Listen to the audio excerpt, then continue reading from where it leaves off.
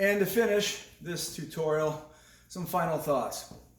First of all, this class, this series of videos has been meant to be a primer for the new student of fighting spear or the student of spear fighting who hasn't done a lot of spear fighting. Showing a lot of the fundamentals. Some of the things are a little bit more advanced that I show, but it's meant to be a primer to, really get you kind of into it and interested in fighting spear. Remember that spear is probably one of the easiest weapons forms to authorize in, and very likely one of the hardest weapons forms to actually get really, really good in. So it kind of runs that full gamut of easy to start, super difficult, in here. It's also an extremely aerobic style of fighting form.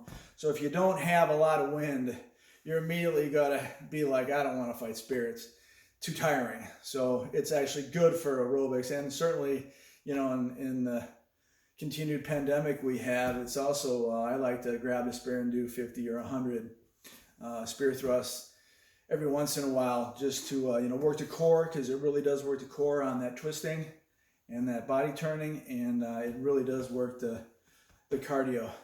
So yay for that too, right? But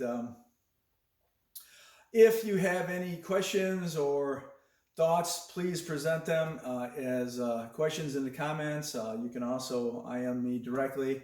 More than happy to help. I'm sure that I'll be doing more videos as well for some more of the advanced techniques, and maybe even to share a little bit better specific things with specific questions or advanced things that I choose to do to help advance your lessons in spear. You got to practice, like anything. You got to practice. And just like anything, if you don't have somebody who's an opponent, the blocking and the voiding can become really hard to learn too. And of course, in the pandemic right now, that's almost impossible. So I tried my best to show it in a way that would at least give you an idea on how to practice some of those things, by yourself, maybe in front of your phone or a mirror even too is always really super helpful.